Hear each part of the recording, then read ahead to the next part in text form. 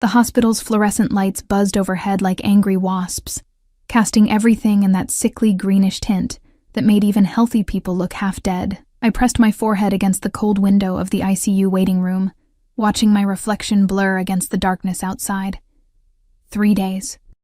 3 days since Mom collapsed, and the doctors kept using words like critical and aggressive treatment, and, the one that made my stomach twist into knots, experimental procedures not covered by insurance. My phone buzzed for the 14th time. Another text from the billing department, another number with too many zeros. I didn't open it. "Miss Chen?" A nurse appeared in the doorway, her face professionally sympathetic. "Your mother is asking for you." I followed her down the sterile hallway, my sneakers squeaking against the linoleum. Everything smelled like disinfectant trying to mask something worse. Death, maybe, or desperation. Mom looked so small in that hospital bed, surrounded by machines that beeped and whirred, keeping her tethered to life by threads I couldn't afford. "Baby," she whispered, her voice paper-thin. Her hand felt like bird bones when I took it. "You shouldn't be spending money on—" "Don't." I forced a smile that felt like shattered glass. "Don't worry about money. Just focus on getting better." But we both knew the truth. I'd already sold my car, maxed out every credit card, borrowed from everyone who'd listen. It wasn't enough. It would never be enough. That night I stood outside the hospital entrance, smoking a cigarette I'd bummed off someone despite never smoking before. The cherry glowed red in the darkness, and I watched it burn down to my fingers, wondering if this is what giving up felt like. "You're going to burn yourself." I jumped, dropping the cigarette. A woman stood beside me, mid-40s, elegant in a way that screamed money. Her coat probably cost more than my rent. She wore red lipstick like war paint, and studied me with eyes that saw too much. "Sorry. I didn't mean to startle you." She smiled, but it didn't reach her eyes. "You look like someone standing on a ledge." I laughed, sharp and bitter. "Is it that obvious?" I recognized the look. Had it myself once. She pulled out a business card, pressed it into my palm. The paper felt expensive, heavy. "When you're ready to step back from that ledge, or jump in a different direction entirely, call this number." "What is this?" I squinted at the card. No name, just a phone number embossed in gold. An opportunity. For women who need money fast and aren't afraid of unconventional solutions. She turned to leave, her heels clicking against the pavement. "They'll explain everything. But fair warning, once you walk through that door, you can't unknow what's on the other side." I should have thrown the card away, should have crumpled it up and tossed it in the nearest trash can. Instead, I tucked it into my pocket, feeling its weight like a stone. 2 days later, I made the call. The address led me to the kind of restaurant I'd only seen in movies. All dark wood, crystal chandeliers, and the kind of silence that comes with extreme wealth. A hostess who looked like a runway model guided me through the main dining room to a private area in the back. Every table was occupied by men in suits that cost more than I'd make in a year, speaking in low voices while beautiful women hung on their arms like expensive accessories. My stomach turned. I knew what this was. Of course I knew. "Miss Chen?" A man materialized beside me, tall, immaculately dressed, with silver at his temples, and a smile that belonged on a shark. "I'm Victor. Please, have a seat." The private room was smaller, more intimate. Velvet curtains, dim lighting, a table set for two even though this clearly wasn't a date. Victor sat across from me, folding his hands like a businessman about to discuss quarterly profits. "I'll be direct," he said. "You need money. A significant amount, quickly. We can provide that." "In exchange for what?" My voice came out steadier than I felt. "One night. With a client of our establishment. Afterward, you walk away with enough to cover your mother's treatment and then some." The words hung in the air between us, ugly and honest. I thought about Mom's face, gray against white sheets, thought about the number on my phone that kept growing like cancer, thought about the ledge that woman had mentioned. "How much?" Victor named a figure that made my vision blur. "Enough for the experimental treatment. Enough to clear the debt. Enough to breathe again." "Who's the client?" "That information is disclosed only after you agree, but I can tell you this. He's one of our most exclusive clients. Powerful, particular about what he wants, and what he wants Victor's eyes traveled over me with clinical assessment. Is someone exactly like you? Like me? I laughed, hollow. Broke and desperate? Innocent. Real, untouched by this world. He slid a contract across the table. He has specific requirements, no experience in this line of work. Someone who still has that spark of defiance, that edge of fear. Someone who hasn't learned to fake it yet. My hands shook as I picked up the pen. This was insane. Illegal, probably. Definitely immoral. But Mom's face kept floating in front of my eyes, and the machines that kept her alive cost money I didn't have. One night, I heard myself say, and then I'm done. One night, Victor agreed. I signed my name on the dotted line and felt something inside me break. Or maybe it was the sound of a cage door slamming shut. They took me to a penthouse suite in the kind of hotel that has a waiting list years long. 2 women fussed over me like I was a doll.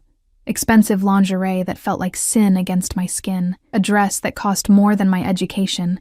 Makeup that transformed my face into something I barely recognized. They waxed and buffed and polished until I gleamed. He'll be here at 10, one of them said, adjusting the thin strap of my dress. Don't try to run. Security is everywhere. Just do what he asks, and you'll be fine. Fine. As if selling yourself could ever be fine. They left me alone in the suite at 9:30.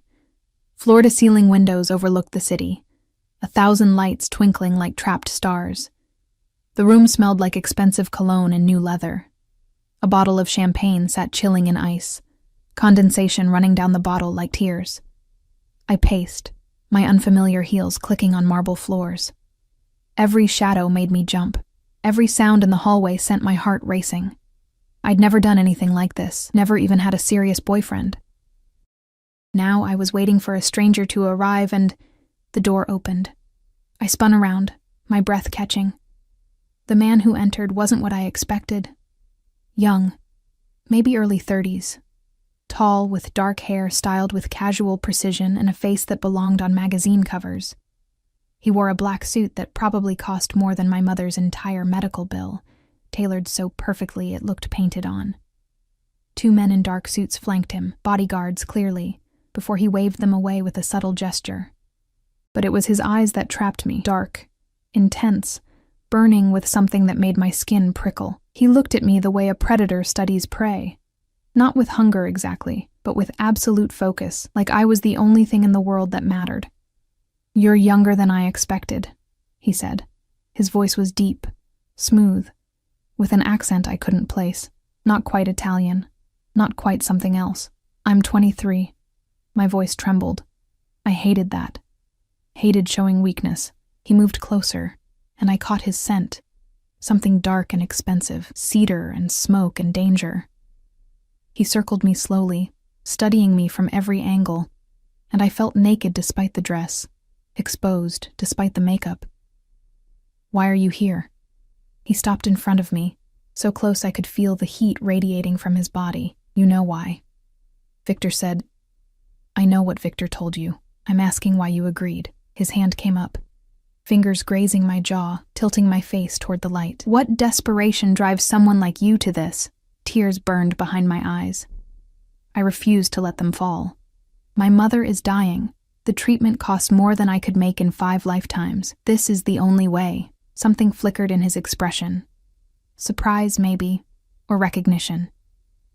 His thumb traced my lower lip, and I trembled despite myself. "One night," I whispered. "That's what I agreed to. So let's just get this over with." He smiled, but it wasn't cruel. It was something darker, more complex. "Get it over with. Cara Mia, you have no idea what you've walked into." His hand moved to my neck, fingers wrapping gently around my throat, not squeezing, just holding, claiming. My pulse hammered against his palm. "What's your name?" "Emma." "Emma." He said it like tasting wine. "Do you know who I am?" I shook my head, not trusting my voice. "My name is Dante Moretti, and I didn't pay for one night with you, Emma." His grip tightened slightly, sending electricity down my spine. "I paid for all of them." The world tilted. "What?" "Victor sold me exclusive rights to you. Every night, Every moment, until I decide I'm finished. He leaned in, his lips brushing my ear. You belong to me now. The contract. I never read the fine print. Oh God, that's not... He can't. He can. He did. The money is already in your account. Your mother's treatment is being scheduled as we speak. Dante pulled back, studying my face as panic flooded through me. You sold yourself, Emma, and I bought you. The only question now is what I'm going to do with you. His hand left my throat, but I still felt branded, owned. Please, I whispered. I didn't know. Shh. His finger pressed against my lips. I'm not going to hurt you. At least, not in any way you won't eventually beg for. He stepped back, adjusting his cufflinks with casual elegance. But right now, I have business to attend to. Don't try to leave. Don't try to run. My men are outside every exit. This penthouse is your cage now, Bella. Get comfortable. He walked toward the door, and I found my voice again. Wait! You can't just... He turned, and the look in his eyes froze me solid. I can do whatever I want. That's what power means, Emma. You're in my world now. And in my world... He smiled, cold and beautiful as a blade. I make the rules. The door closed behind him with a soft click that sounded like a gunshot. I stood alone in my gilded prison, the city lights mocking me through the windows, and realized I'd made a deal with the devil himself, and he had no intention of letting me go. I didn't sleep that night. How could I? Every creak of the building made me jump, expecting Dante to return. Every shadow seemed to hold one of his men, watching, waiting. I tried the door, locked from the outside. The windows didn't open beyond a crack, and we were 40 stories up anyway. My phone had no signal, and when I tried the room's landline, it just rang endlessly into void. By dawn, I'd worn a path in the carpet from pacing. My feet ached in the ridiculous heels they'd given me, so I kicked them off, leaving them scattered like evidence of a crime. The dress felt wrong against my skin. Too expensive, too revealing, a costume for a role I never auditioned for. The door opened just after 7. A woman entered pushing a cart, different from the ones who'd prepared me yesterday. Older, with steel-gray hair and eyes that had seen everything and judged none of it. She didn't speak, just began setting out breakfast on the marble dining table. Coffee that smelled like heaven, pastries that looked too perfect to be real. Fresh fruit arranged like art. Wait, I said as she turned to leave. Please. I need to know what's happening. When can I leave? When will he... Mr. Moretti will return when he's ready. Her voice was neutral, professional. Eat. Shower. There are clothes in the closet. He doesn't like to be kept waiting. But I didn't agree to this. The contract you signed gives Mr. Moretti full discretion over the terms of your arrangement. She met my eyes then, and something almost like pity flickered there. My advice? Don't fight it. He always gets what he wants. Always. Fighting only makes it harder on yourself. She left, and the lock clicked again. I stared at the breakfast spread, my stomach churning. Part of me wanted to refuse it, to stage some small rebellion. But I hadn't eaten in nearly 24 hours, and the coffee smelled so good it hurt. I compromised with myself, ate enough to function, left the rest untouched as a meaningless gesture of defiance. The shower was obscene. Marble and gold fixtures, water pressure that felt like massage, products that probably cost more per bottle than I used to spend on groceries. I stood under the scalding spray until my skin turned red, trying to wash away the feeling of being owned. It didn't work. The closet held clothes in exactly my size. How did he know? All expensive, all beautiful, all feeling like a uniform. I chose the simplest thing I could find. Black jeans that fit like they were tailored for me, a soft cream sweater, boots that were somehow both practical and elegant. No jewelry. No makeup beyond what was necessary. If I had to be his prisoner, I'd at least look like myself. Hours crawled by. I found books, first editions that probably belonged in museums. A laptop, locked with a password I'd never guess. More windows showcasing the city below, where normal people lived normal lives, free to come and go as they pleased. My phone, my actual phone, sat on the nightstand. When had they brought it? I grabbed it, my hands shaking. Still no signal for calls, but I had internet access. Heavily monitored, probably. I pulled up my bank account anyway, and my breath caught. The money was there. All of it. More than Victor had promised. Enough for Mom's treatment, and then some. Enough to change everything. Enough to buy me. A text notification appeared. Treatment begins tomorrow. Your mother is being transferred to the best oncology center in the country. She'll receive the best care available. No signature. But I knew who sent it. I threw the phone across the room, watched it clatter against the wall. Then immediately scrambled to retrieve it, checking for damage with shaking hands. I couldn't afford to break it. Couldn't afford anything anymore. Every breath I took was on loan from Dante Moretti. The door opened at exactly 6 p.m. He entered like he owned the world, probably because in many ways he did. Still in a suit, this one charcoal gray, but his tie was loose and his hair slightly mussed, like he'd been running his hands through it. Those dark eyes found me immediately, assessing, cataloging every detail. You didn't eat much of breakfast, not a question. He'd been informed. Of course he had. I wasn't hungry. I stayed by the window, maintaining distance, as if distance mattered. He moved to the bar, poured 2 glasses of something amber and expensive, brought one to me, his fingers brushing mine as I reluctantly took it. That same electric shock of contact. Your mother is settled. The doctors are optimistic about her prognosis. He took a sip, watching me over the rim of his glass. You're welcome. I didn't thank you. No, he agreed. You didn't. Why is that, Emma? Because you trapped me. Because you bought me like property. Because I'm standing in a golden cage and you're holding the key. The words caught in my throat. You lied, I said instead. Or Victor did. The contract. Victor told you exactly what you needed to hear to sign. The contract said exactly what I needed it to say. He set his glass down, moved closer. I backed up until the window pressed cold against my spine. You were desperate. Desperate people don't read fine print. That's not fair. Not fair? He laughed, sharp and humorless. Bella, nothing about this world is fair. Fair is a fairy tale they tell children so they sleep at night. This is reality. Power, money, survival. You needed what I had. I wanted what you are. We made an exchange. I'm not a thing to be bought. Everyone's a thing to be bought. They just have different prices. His hand came up, fingers tangling in my hair, gentle but firm. Your price was your mother's life. I respect that. Family loyalty is... Something dark crossed his face. Rare, valuable. I shoved against his chest. It was like pushing marble. Let me go. No. The single word carried absolute finality. He caught my wrists when I tried again, pinning them above my head against the glass with one hand. His body pressed against mine, every hard plane of him evident through our clothes. I could feel his heart beating, steady and sure while mine raced like a trapped bird.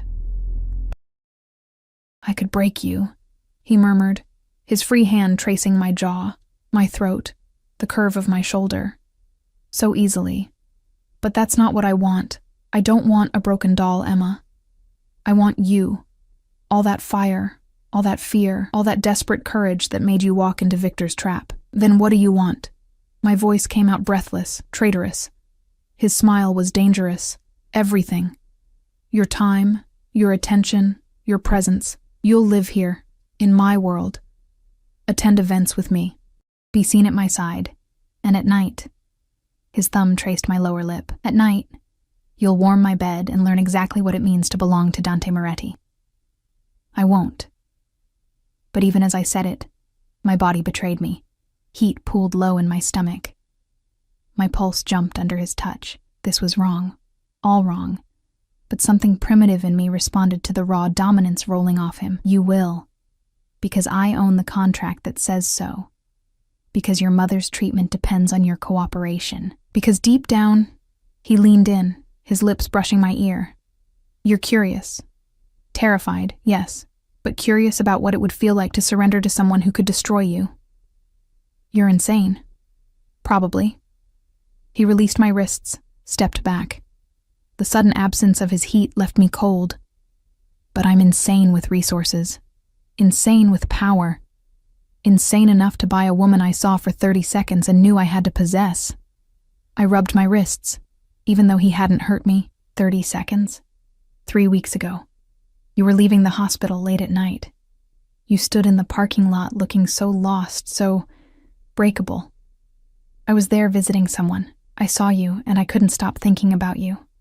His expression hardened, so I made inquiries, found out about your mother, about your debt, about your desperation, and I arranged for Victor to make you an offer. Horror washed over me. You orchestrated this, all of it. I saw an opportunity. I took it. That's what men like me do. He poured himself another drink. Don't look so betrayed, Kara. Your mother is receiving care that will save her life. You're living in luxury. The only cost is your freedom, and let's be honest. You didn't have much of that anyway, drowning in debt and grief. He was right, and I hated him for it. How long? I whispered. How long do I have to stay? Until I'm satisfied. Could be months, could be years. He turned to face me fully. Could be forever, if you please me. And if I don't, if I fight you every step, then it will be difficult for both of us. But I'll still win, Emma. I always do. He checked his watch. Expensive, probably worth more than most people's cars. I have a dinner meeting tonight. You'll accompany me. I'm not going anywhere with you, he sighed, like I was a child being unreasonable. You are. Because if you don't, I make one phone call and your mother's treatment stops. She gets transferred back to that underfunded hospital where she'll die within weeks. Is your pride worth her life? The words hit like a physical blow. He was a monster. A beautiful, well-dressed monster who held all the cards and knew exactly how to play them. I hate you, I said, meaning every syllable. Good. Hate is honest. Hate is real. He walked to the door, paused. Wear the red dress, the one hanging in the closet. Be ready in an hour. And if I'm not? He smiled over his shoulder. Then I'll dress you myself. And Bella, I promise you won't enjoy my methods nearly as much as you're pretending to resist them. The door closed. Locked. Again. I stood there shaking, fury and fear warring inside me. I wanted to scream, wanted to break something, wanted to wake up and discover this was all a nightmare. Instead, I went to the closet and found the red dress. The dress was a weapon. Crimson silk that clung to every curve, with a neckline that plunged dangerously low, and a slit-up one thigh that felt obscene. The woman in the mirror looked like someone else.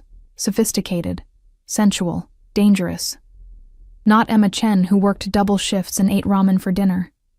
Someone new. Someone owned. I was still staring at my reflection when the door opened without warning. Dante entered, and his eyes went dark when they landed on me. He'd changed too. Different suit. All black this time, making him look like sin incarnate. Perfect, he murmured, circling me like before. His fingers trailed across my bare shoulders, down my spine, leaving fire in their wake. Absolutely perfect. Don't touch me. But I didn't pull away. Couldn't somehow. I'll touch you whenever I want. That's the arrangement. He produced a jewelry box from his pocket, opened it. A necklace glittered inside, diamonds and rubies that probably cost more than I'd earn in a lifetime. Turn around. I did. Hated myself for it. Felt the cold weight of the gems settle against my throat like a collar as his fingers fastened the clasp. His breath was warm against my neck. Now everyone will know you're mine, he said softly, possessively, then offered his arm like a gentleman. Shall we? 2 bodyguards waited in the hallway, massive men in dark suits with earpieces and dead eyes. They flanked us as we walked to the elevator, as we descended to the underground garage where a black SUV waited, bulletproof glass gleaming under fluorescent lights. Is all this security really necessary? I asked as Dante handed me into the back seat. Always. He slid in beside me, and the door closed with a heavy thunk.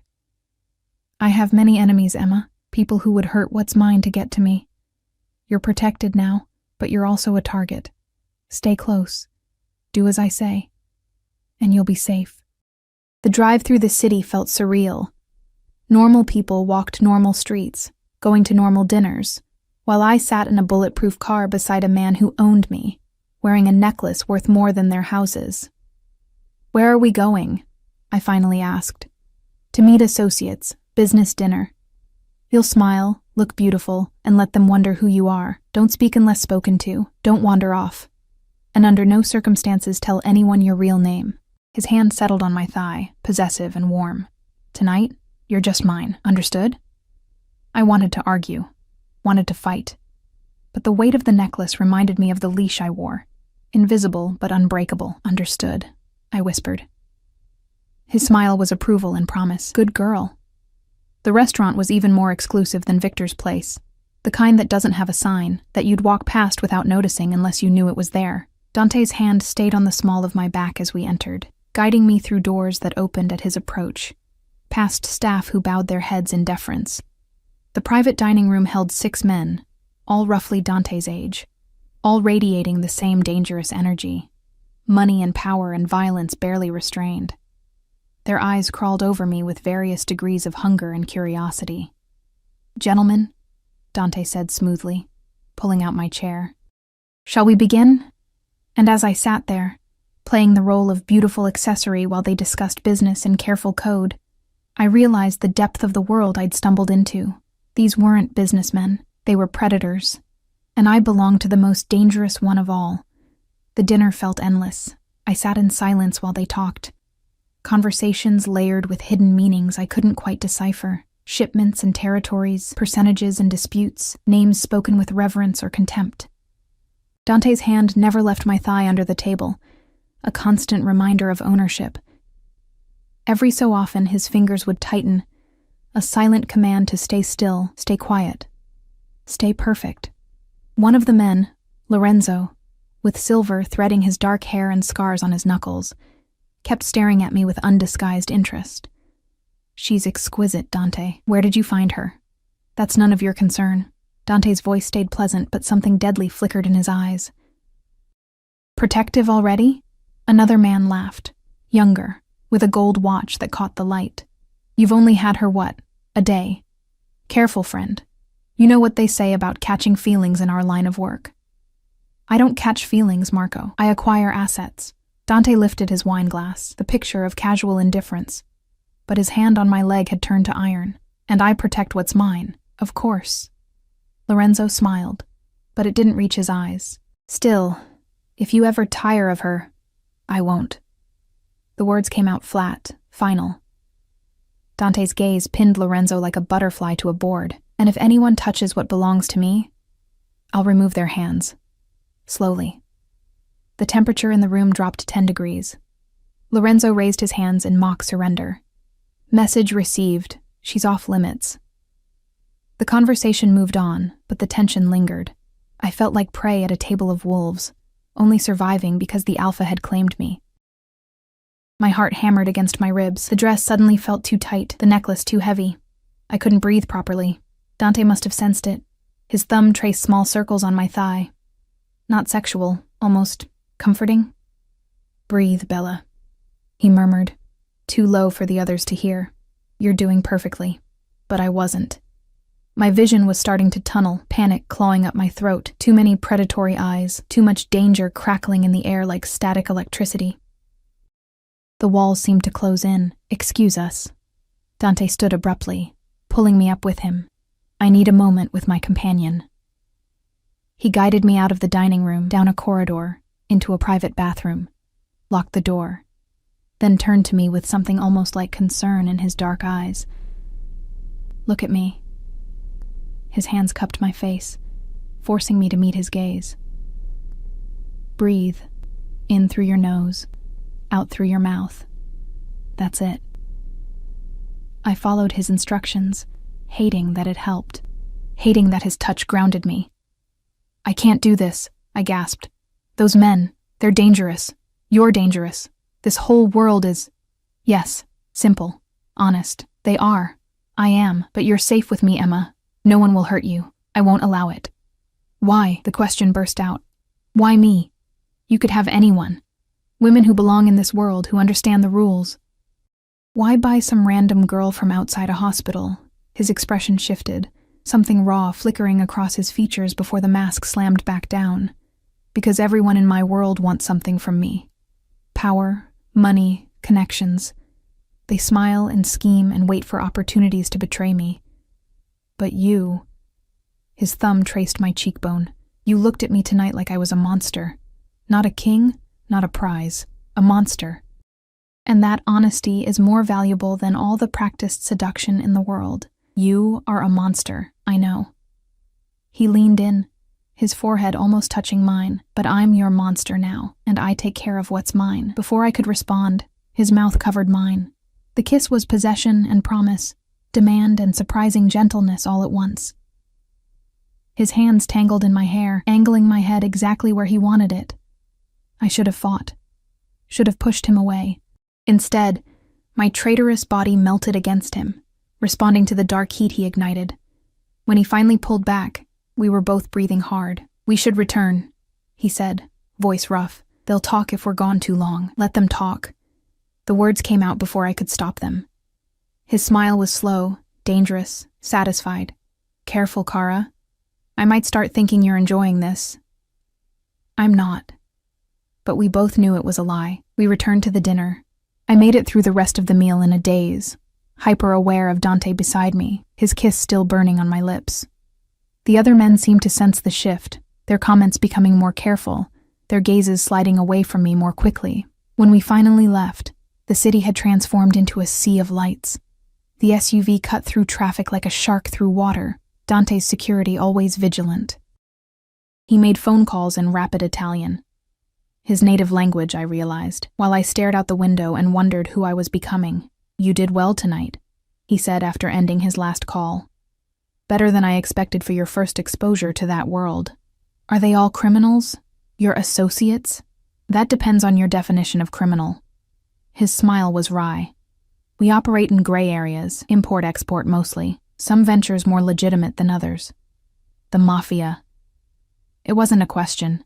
Such a dramatic word. I prefer to think of us as businessmen who occasionally bend rules that were made to keep powerful men in power. He studied me. Does it frighten you? Everything about you frightens me. Good. Fear keeps you cautious. Caution keeps you alive. The SUV pulled into the underground garage. But Emma, you're safer with me than you've ever been in your life. No one will touch you. No one will hurt you. You're under my protection now. And if I want to leave? Eventually? His expression hardened.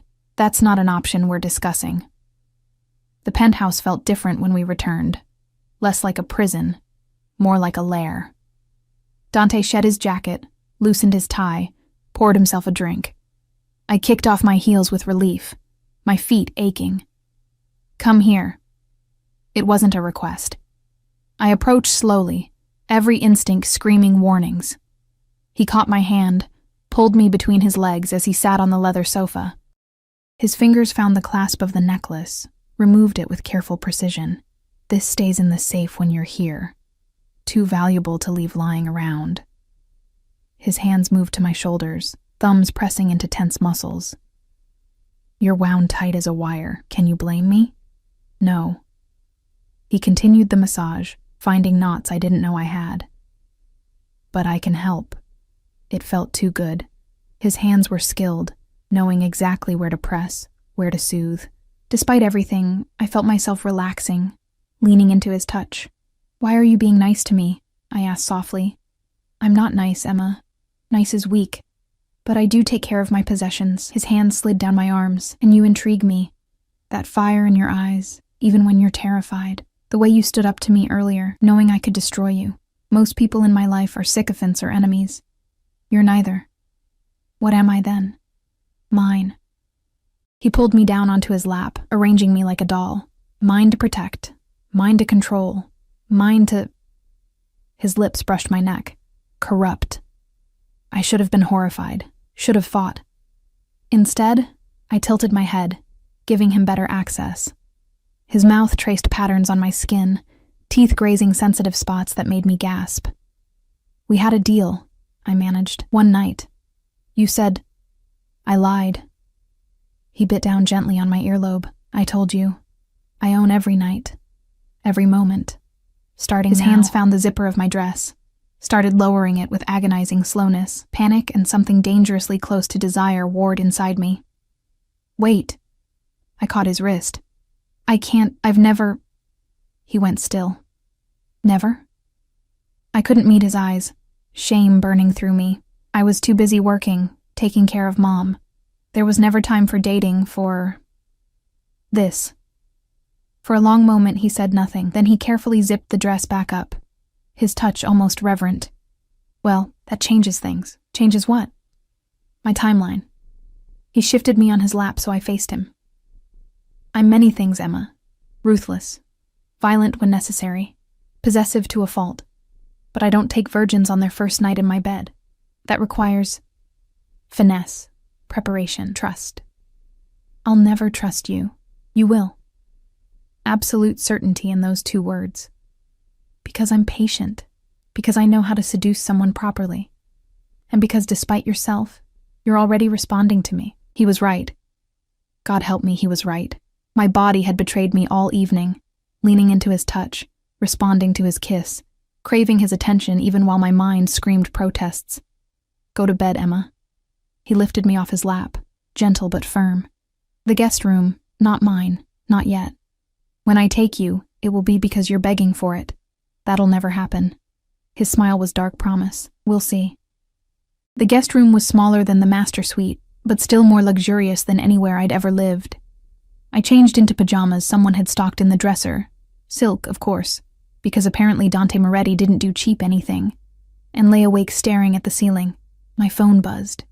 A text from an unknown number. Your mother is resting comfortably. Treatment begins at 8 a.m. She's asking for you. I typed back, can I visit her? The response came immediately, tomorrow afternoon. A car will take you. 2 guards will accompany you, non-negotiable. Even my visits to my dying mother were controlled. I wanted to throw the phone again. Instead, I clutched it to my chest and let silent tears fall. What had I done? What kind of deal had I made? I'd traded one cage for another. Mom's hospital room for Dante's penthouse, her death sentence for my own kind of captivity.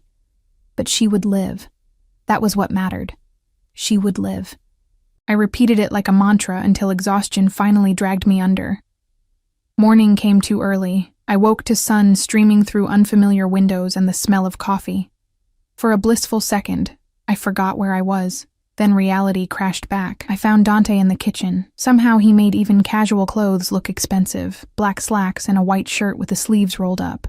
He was reading something on a tablet, a coffee cup in hand, looking every inch the powerful businessman. Good morning. He glanced up, those dark eyes assessing. You look terrible. Thanks, I muttered, heading for the coffee pot. Didn't sleep well? There was something almost like genuine concern in his tone. Would you? Knowing you're a prisoner? You're not a prisoner, Emma. You're a kept woman. There's a difference. He set down the tablet. The car leaves for the hospital at 2. You'll have an hour with your mother. My men will wait outside her room. An hour? That's all? For as now, you earn trust, privileges expand. He stood, moved closer. This doesn't have to be adversarial. Cooperate, and your life can be quite comfortable. Fight me at every turn, and it becomes difficult. You mean if I'm a good little pet, I get rewarded? His hand shot out, gripping my chin. Not painful, but firm enough to make his point. I mean, if you're smart, you adapt. This is your reality now. Fight it or accept it, but it's not changing. We stared at each other, wills clashing. Finally, he released me. Eat something. You'll need your strength. He grabbed his jacket from a chair. I have business today. Stay in the penthouse. Don't try anything foolish. And Emma? He paused at the door. I meant what I said last night. You're safe with me. Safer than you've ever been. Then he was gone, leaving me alone with my thoughts and fears, and the terrible, traitorous part of me that had felt protected in his arms. The hospital visit gutted me. Mom looked better, already somehow. Color in her cheeks that hadn't been there before. Machines that beeped with reassuring regularity instead of alarming urgency. The room was private, spacious, with a view of the hospital gardens instead of a brick wall. Money's influence was evident in every detail. Baby. She reached for me, and I took her hand carefully, afraid she might break. Look at you. That's a designer sweater. And your hair. Did you get it done? Something like that. I couldn't tell her the truth. Could never tell her the truth. How are you feeling? Better? The doctors here are amazing. They started some new treatment this morning, and they're so optimistic. Tears shimmered in her eyes. I don't know how you managed this, Emma, but don't worry about it, Mom. Just focus on getting better. But the cost is handled, completely handled. I squeezed her hand. You don't have to worry about money ever again. She studied my face with a mother's intuition. What did you do? I found a solution. Not a lie, exactly. A good job. With benefits. Really good benefits. Emma Chen, you're a terrible liar. But she smiled, tired and weak. Whatever it is, whatever you did, thank you. I know it couldn't have been easy, if only she knew. We talked about small things, the nurses, the food, the view from her window. I held her hand and pretended everything was normal, that I wasn't living in a gilded cage owned by a man who could probably have someone killed with a phone call. When the hour ended, leaving felt like tearing off skin. Dante's guards waited in the hallway. Marco and Felix, I'd learned their names. Both massive, both silent, both constantly scanning for threats that probably weren't there. They flanked me as we walked to the SUV, and I felt simultaneously protected and imprisoned. The drive back took us through parts of the city I'd never seen, where old money lived, where streets were tree-lined and houses were mansions. We pulled up to a property that made the penthouse look modest by comparison. Wrought iron gates, a circular driveway, architecture that whispered old-world elegance. Where are we? I asked Marco, who occasionally spoke. Mr. Moretti's home. He requested you be brought here, not the penthouse. His actual home. Something about that felt more intimate, more dangerous. The interior was exactly what I expected. Expensive, tasteful, with touches that spoke of heritage and power. Dark wood, leather furniture, art that probably belonged in museums. But there were personal elements too. Photos on a mantel, books that looked read, a jacket tossed over a chair like someone actually lived here. Emma. Dante appeared from a side room, still in business attire but with his tie gone and collar open. How is your mother? Better. Thanks to you. The words tasted like ashes. Why am I here? Because I want you here. Come. He gestured for me to follow. I'll show you around. The house was massive, rooms that flowed into other rooms, each more beautiful than the last. A library with floor-to-ceiling books, a dining room that could seat 20, a kitchen that was somehow both modern and timeless. He showed me everything with obvious pride. This was my grandfather's house, he explained. Left to me when he died. It's been in the Moretti family for 3 generations. It's beautiful. I hated that I meant it. It's home. He led me upstairs, down a hallway. And it will be yours too, eventually. The penthouse is convenient for business, but this is where I actually live. He opened a door, revealing a bedroom that took my breath away. Enormous, with a canopy bed that looked like something from a fairy tale. Windows overlooking gardens, colors in cream and gold that felt warm despite the elegance. This is the mistress suite, Dante said quietly, connected to the master through that door. My grandmother decorated it. It's been empty since she died. Why are you showing me this? Because in 3 days you're moving here. He turned to face me. The penthouse served its purpose, breaking you in, establishing control. But I don't want you living in what amounts to a fancy hotel. I want you here, in my home, in my life. The words hung heavy between us. This wasn't just about sex or possession anymore. He was trying to make this permanent, to weave me into the fabric of his existence. I can't, I whispered. Dante, I can't play house with you like this is normal. Why not? Your mother is being cared for. You have security, comfort, everything you need. What's so terrible about accepting that? Because it's not real. None of this is real. You bought me. This isn't a relationship, it's ownership. His jaw tightened. And yet you kissed me back last night, responded to my touch, leaned into me when I held you. That doesn't mean... It means your body knows what your mind refuses to accept. You're drawn to me, Emma, to my power, my protection, the way I make you feel. He moved closer, backing me against the wall. You can hate me all you want, but you can't deny the chemistry between us. Chemistry doesn't make this right. Nothing about my world is right. His hand cupped my face, thumb tracing my lips. But it's honest. I want you, I took you, and now I'm keeping you. No games, no pretense, just raw truth. That's not love, Dante. That's possession. I never claimed to love you. Something flickered in his eyes. Was it hurt? I don't know if I'm capable of love anymore. This life burns that out of you, but I crave you. Need you in a way that terrifies me. And I protect what I need. His honesty disarmed me more than pretty lies would have. At least he wasn't pretending this was a romance. At least he wasn't trying to gaslight me into thinking this was normal. I need time, I said finally, to process this, to figure out how to survive in your world. You have 3 days before the move. Use them wisely. He stepped back, giving me space. But Emma, whether you accept it or not, this is happening. You're mine. The sooner you stop fighting that, the easier everything becomes. That evening, he took me to an art gallery opening. I wore black this time, a dress that was elegant rather than sexy, making me look sophisticated. Dante kept me close, his hand perpetually on my lower back, introducing me to people as my companion without ever giving my real name. I played the role, smiled, nodded, said little. But I watched everything, the way people deferred to him, the fear mixed with respect in their eyes, how conversations paused when he approached, resumed carefully after he left. This wasn't just wealth. This was power that came from somewhere darker.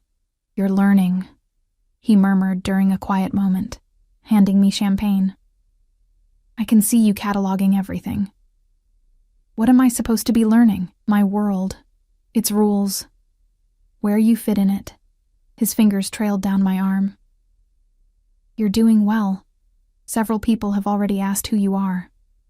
And what did you tell them? That you're mine. That's all they need to know. His phone buzzed.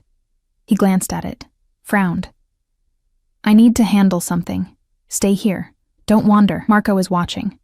He disappeared into the crowd, leaving me by a sculpture that probably cost more than my old apartment building. I sipped champagne, studying the other guests. Beautiful people wearing beautiful clothes, discussing beautiful things. But underneath the polish, I sensed the same predatory energy from the dinner. These were sharks in evening wear. You must be special. I turned. A woman stood beside me, late 20s, stunning in emerald silk, with dark hair and eyes that assessed me like competition. I'm sorry. To catch Dante Moretti's attention. He doesn't usually bring companions to events. She extended a manicured hand. I'm Valentina. I shook it carefully. Nice to meet you. You're not going to tell me your name? Her smile didn't reach her eyes. How mysterious. Though I suppose Dante has his reasons for keeping you anonymous. Protection, probably. He has so many enemies. Do you know him well? We grew up together. Our families are connected. Something bitter crossed her face. I always thought we'd end up together, actually. But Dante doesn't do relationships. He does acquisitions. The word stung more than it should have. You look uncomfortable, Valentina continued, sipping her own champagne. First time in this world? Let me give you some advice. Don't get attached. Men like Dante, they're incapable of real emotion. You're a toy to him. Something shiny and new. But toys get boring. Thanks for the warning. I kept my voice neutral, even as her words burrowed under my skin. Don't mention it. Girl code. She studied me with something almost like pity. Though, between us, you seem different from his usual type. Maybe you'll last longer than the others. Or maybe, she shrugged. Maybe you'll wise up and run before he completely destroys you. She drifted away, leaving me shaken. Others. There had been others. Of course there had been. Men like Dante didn't suddenly discover possession. They perfected it over time. What did Valentina want? Dante reappeared, his tone sharp. To warn me about you. I met his eyes. She said I'm just a toy, that you'll get bored. His expression darkened. Valentina is bitter because I rejected her advances years ago. Don't listen to her poison. Is she wrong, though? Have there been others? Yes. No hesitation. But none of them were you. What makes me so different? Everything. He pulled me closer, lowering his voice. You don't want to be here. Don't want my money or my name. You'd run if you could. That honesty, that resistance, it's addictive. The others came willingly, saw me as a prize to win, but you see the monster, and somehow that makes me want to prove I'm more than that. Are you? More than a monster? I don't know. Rare vulnerability flickered across his face. But with you, I want to find out. Before I could respond, chaos erupted. Gunshots, sharp cracks that shattered the elegant atmosphere.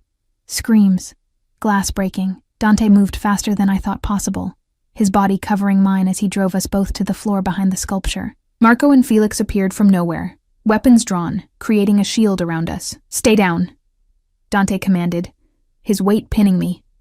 More shots. Shouting in Italian. The acrid smell of gunpowder mixing with expensive perfume.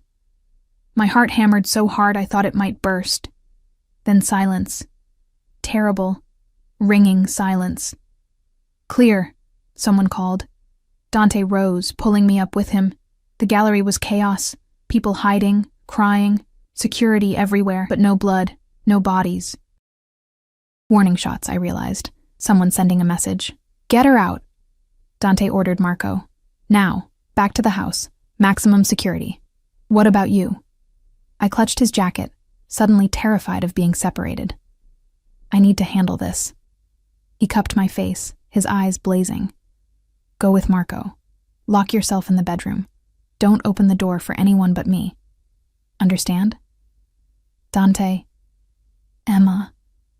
His voice cracked like a whip. This is my world. This is what I tried to prepare you for. Now go. Before whoever did this decides to finish the job.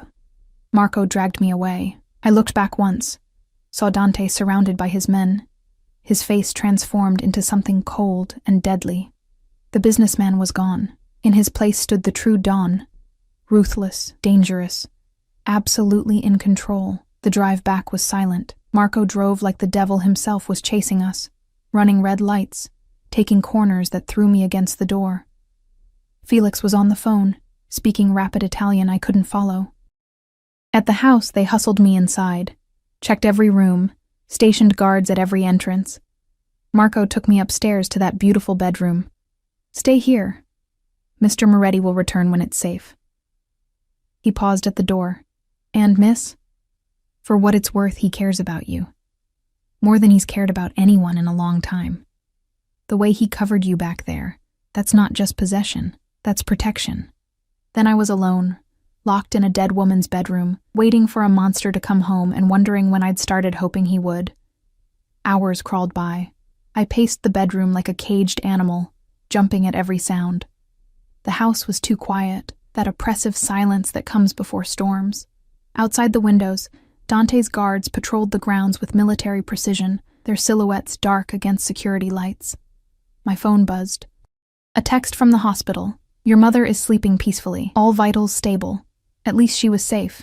Whatever danger stalked Dante's world, at least Mom was insulated from it. Small comfort when gunshots still echoed in my memory. The door opened at 3 a.m. Dante entered, and I gasped. His shirt was torn, blood spattering the white fabric. Not his, I realized with relief, but someone's. His knuckles were split and bruising. He looked like he'd walked through hell and dragged something back with him. You're hurt. I moved toward him instinctively. It's not my blood. He shrugged off his jacket, winced. Mostly. Mostly? I pulled him toward the bathroom, flipping on lights. Sit. To my surprise, he obeyed. I found a first aid kit under the sink. Of course there was one. And began cleaning his knuckles with antiseptic. He watched me work, something unreadable in his dark eyes. You should have seen the other guy, he said dryly. This isn't funny, Dante. Someone tried to kill you tonight. Not kill. Warn. There's a difference. He caught my hand as I dabbed at a cut. They wanted to remind me that I'm not untouchable, that the people I care about can be hurt. Who are they? Rivals. Former associates who think I'm getting too powerful.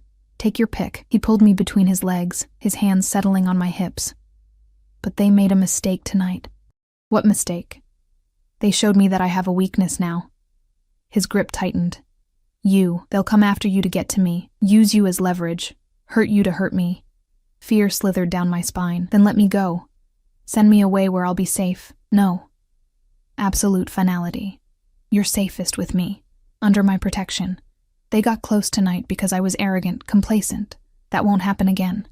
Dante, I killed 3 men tonight, Emma. His voice was flat, emotionless. Personally. With my own hands, because they put you in danger, because they shattered the illusion that you could exist in my world without consequence. He stood, towering over me. So no, I'm not letting you go. I'm doing the opposite. I'm binding you to me so tightly that anyone who wants to hurt you knows they'll have to go through me first. And I promise you, his eyes blazed, I'm not an easy man to go through. The violence in his words should have terrified me, should have sent me running. Instead, I felt something warm and dangerous bloom in my chest. Protection. Real. Absolute protection. How long had it been since anyone protected me? Since I wasn't the one holding everything together alone. Show me, I whispered. Show you what? That I'm yours. That this isn't just words. The decision crystallized as I spoke. You said I'd beg for it. I'm not begging, but I'm asking. Claim me, Dante. Make it real. His expression shifted. Surprise, hunger, something almost like reverence. Emma, you don't know what you're asking. I know exactly what I'm asking. I reached for his blood-stained shirt, began unbuttoning it with shaking fingers. Tonight someone tried to hurt us. Tomorrow might bring worse. I'm tired of fighting this, tired of pretending I don't feel the pull between us. You want me? Then take me. Before I lose my nerve. He caught my hands, stilling them. If we do this, there's no going back. You'll be mine in every way that matters. Body, mind, soul. I don't do casual, Emma. I consume. Then consume me. I met his eyes, letting him see my surrender. I'm already drowning in your world. Might as well dive all the way in. Something broke in him. That last thread of restraint. His mouth crashed onto mine with barely leashed hunger, all pretense of gentleness abandoned. This wasn't the controlled kiss from before. This was possession, pure and raw. His hands were everywhere, my hair, my back, pulling me flush against him. He lifted me easily, carried me to that canopy bed, laid me down like I was precious, breakable, then covered my body with his, and I felt the full weight of what it meant to be claimed by Dante Moretti. Last chance. He breathed against my lips. Say no now and I'll stop. Walk away, but once I start, don't stop. I pulled him down. Don't you dare stop. What followed was fire and darkness and pleasure so intense it bordered on pain. He was demanding but surprisingly tender, taking his time despite obvious restraint. When I winced, he slowed. When I gasped, he gentled his touch. He learned my body like a map, finding places that made me arch and cry out, whispering Italian words I didn't understand, but felt in my bones. When he finally made me his completely, the pain was brief, swallowed by overwhelming sensation. He held me through it, murmuring reassurance, waiting until I adjusted before moving. And then, God then, it was everything. Consuming, devastating, transformative. He broke me apart and put me back together as something new, something his. Afterwards, we lay tangled in expensive sheets, both breathing hard. His fingers traced idle patterns on my skin, possessive even in the aftermath. Mine, he murmured against my hair. No going back now, Bella. You're branded, claimed, mine in every way. I know. And I did. Something fundamental had shifted. I'd surrendered, and he'd conquered, and now we were bound by something more permanent than contracts or money. Dante? I'm still terrified of you. He laughed, low and dark.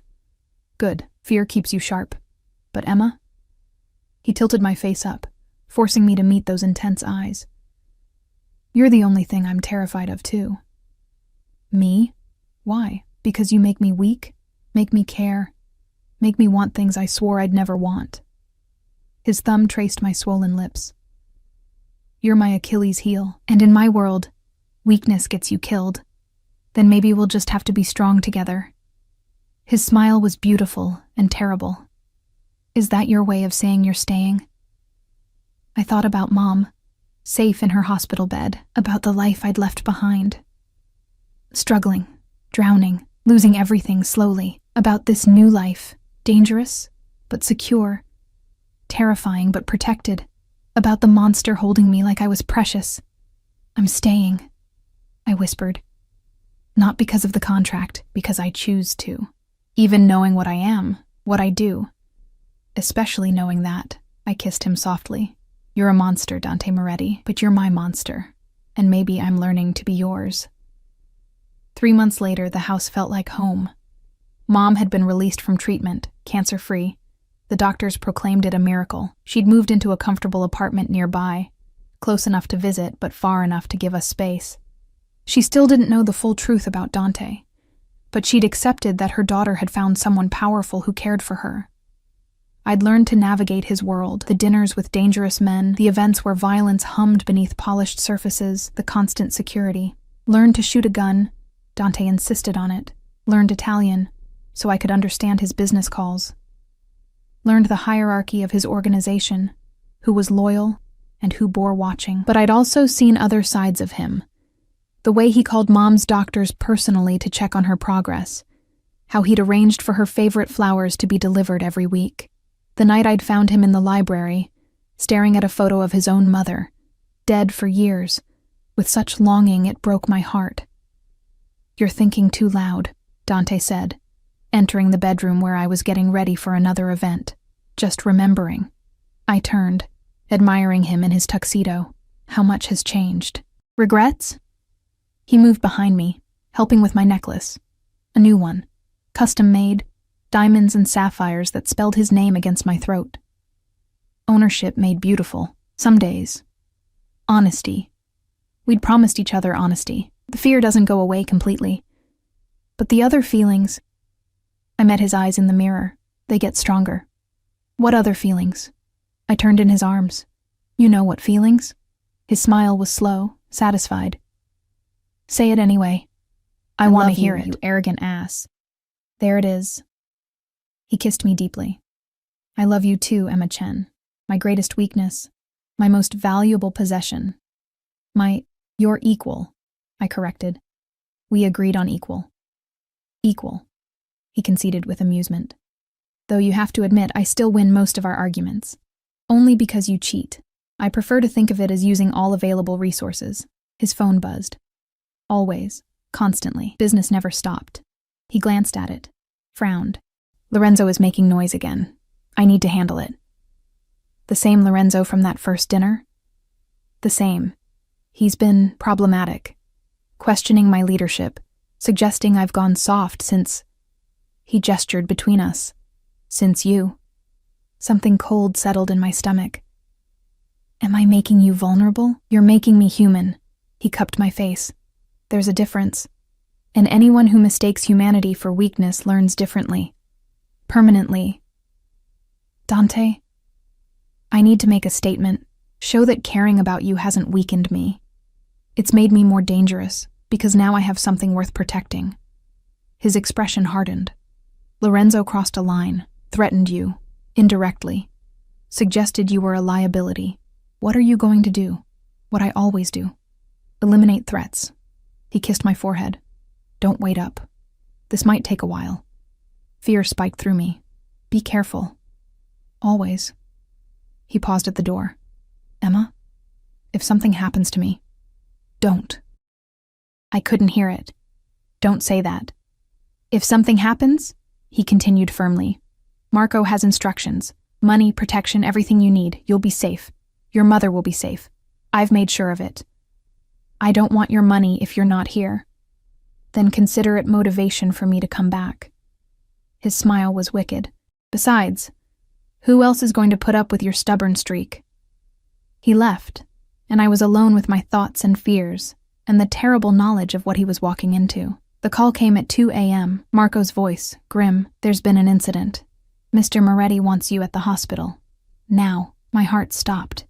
Is he? He's alive. But you need to come. Bring the documents from his safe. The red folder. The drive was a blur.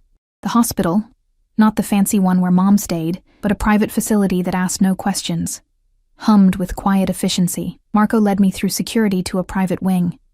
Dante was in a room, sitting up in bed, arguing with a doctor in rapid Italian. His shirt was off, revealing bandages across his ribs and a bandage on his shoulder. "You're supposed to be resting," the doctor said in exasperated English, clearly not for the first time. "I'm fine. Get out." Dante's eyes found mine, softened slightly. "Emma." I waited until the doctor left, then rushed to his side. "What happened?" Lorenzo made his move, brought men to a meeting, thought he could take me out. Dante winced as I touched near his bandage. He thought wrong, but he got a shot off before, well, let's say Lorenzo won't be a problem anymore. "You killed him." "Yes." "No remorse." "He threatened you, suggested you should have an accident, that my obsession with you made me weak." His hand caught mine. "So I showed him exactly how weak I am, by putting 6 bullets in him myself.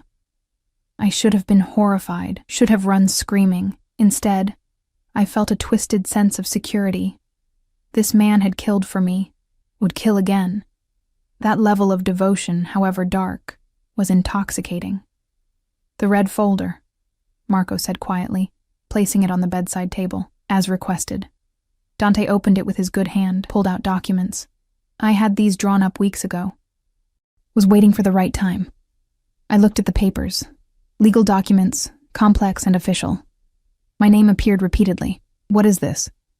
"Marriage papers, property deeds, access to everything I own." He met my eyes. "I'm making you my wife, Emma. Legally, officially, in every way that matters. You're asking me to marry you, now? In a hospital after you've been shot? I'm not asking. I'm telling you what's already in motion." But his expression gentled. "Though if you want me to ask properly..." He shifted, started to move off the bed. "Don't you dare try to kneel with those injuries." I pushed him back. "You're insane." "Probably. Is that a yes?" I looked at him. This beautiful, dangerous, possessive monster who'd turned my life upside down. Who'd saved my mother, claimed my body, stolen my heart. Who'd killed for me, and would probably kill again. Who made me feel protected and terrified and alive all at once.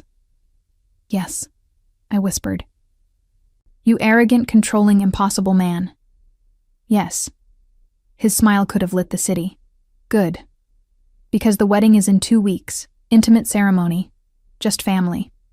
2 weeks? Dante? "I'm not waiting longer. Not giving anyone time to object or plot or try to use you against me. You become my wife. You get my name, my protection, my entire world." He pulled me down for a kiss that tasted like victory. "And I get you. Forever. No escape clauses this time. I don't want to escape." And I meant it. Somewhere in the chaos and fear and passion, I'd fallen in love with my captor. Stockholm Syndrome, maybe. Or maybe just recognizing that sometimes monsters make the best protectors. "I love you," he said against my lips. "My Emma. My weakness. My strength. My everything." "I love you too."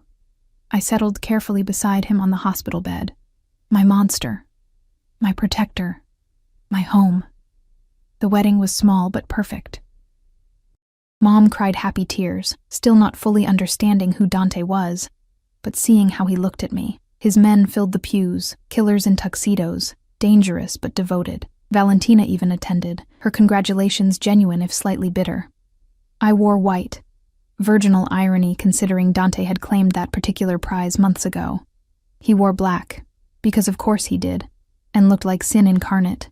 When we said our vows, his voice was rough with emotion. When he slipped the ring on my finger, diamonds that probably cost more than most people's houses, his hand shook slightly.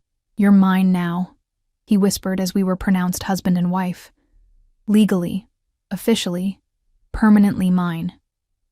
"And you're mine," I reminded him. "Equal, remember?" "Equal," he agreed, sealing it with a kiss that scandalized the priest. The reception was bigger. His entire organization, all the important families, everyone who needed to see that Dante Moretti had claimed his bride. I danced with him under chandeliers, his hand possessive on my waist, and felt the weight of 100 calculating stares. "They're all wondering," Dante murmured, "how long this will last, if you're strong enough for this life." "And what do you think?" "I think you're the strongest person I know. You survived losing everything. Survived me. Survived 3 attempts on your life since we met. Because there had been more, incidents he'd handled quietly. You're not just my wife, Emma. You're my partner. My queen." "Queens get to make decisions too," I reminded him. "Within reason." But he was smiling. "I'm holding you to that. I'm counting on it." He kissed me again, deeper this time. "Ready for our honeymoon? Where are we going?" "Sicily. Where my family originated. I want to show you where I came from. Who I was before I became this." He gestured to the opulent reception, the dangerous men, the empire he'd built. "Want you to understand all of me. I already understand you. Do you?" Something vulnerable flickered in his eyes. "Even the darkest parts, especially those." I took his face in my hands. "I see all of you, Dante Moretti. The monster and the man. The killer and the protector. And I love every part, even the parts that terrify me." His eyes glistened. Actual tears quickly blinked away. "How did I get so lucky?" "You didn't get lucky. You got ruthless, manipulative. You orchestrated everything to trap me." "True." He didn't even try to deny it, "but you stayed by choice. Fought for us. Chose me when you could have run. Where would I run to? You'd just find me." But I was smiling. Every time. "I'd chase you to the ends of the earth." He pulled me closer. "But you won't run, will you? Never." I meant it with every fiber of my being. "I'm exactly where I belong. In your arms. In your life. In your dangerous, impossible world." "Then welcome home, Mrs. Moretti." He kissed me one more time, and I tasted forever in it. "Welcome to your empire." And as we danced under those glittering lights, surrounded by killers and criminals and the dangerous elite of his world, I realized something profound. I'd sold myself for money, but I'd found something worth infinitely more. Love, protection, home. I'd walked into his trap willingly, and somewhere along the way, he'd fallen into mine. We'd claimed each other, saved each other, became something stronger together than we'd ever been apart. The girl who'd stood outside that hospital, desperate and alone, was gone. In her place stood Dante Moretti's wife. Protected, powerful, and entirely, completely his. And he was mine. Forever. Epilogue. 1 year later, I stood in the nursery of our home, rocking our daughter to sleep, Sophia. Named after Dante's mother, she had his dark eyes and my stubborn chin, and she'd wrapped her father around her tiny finger from the moment she was born. "Is she asleep?" Dante appeared in the doorway, still in his work clothes, but with that soft expression he reserved only for Sophia and me. "Almost." I laid her carefully in her crib, the most heavily guarded nursery in the city. No one would ever threaten our daughter. Dante had made sure of that. He pulled me into his arms, and we stood watching our baby sleep. Mom visited twice a week, healthy and vibrant, spoiling her granddaughter shamelessly. Life had become something I never imagined. Dangerous still, but filled with love and protection and surprising joy. "Any regrets?" Dante asked, like he still needed reassurance. "Only that I didn't demand a higher price when I sold myself to you." I smiled up at him. "Could have negotiated for 2 daughters instead of 1. He laughed, the sound rich and genuine. "We can work on that. I'm very motivated to negotiate." "I know you are." I kissed him softly. "I love you, Dante. I love you more, Emma. My salvation. My redemption. The woman who tamed a monster and made him human again. You were always human. You just needed someone to remind you." We stood there in the soft glow of the nightlight, watching our daughter breathe, and I thought about that desperate girl outside the hospital. How she'd made an impossible choice. How that choice had led her here, to love, to family, to home. I'd sold myself to the Mafia boss for money, but he'd given me the world, and I'd given him my heart, fair trade.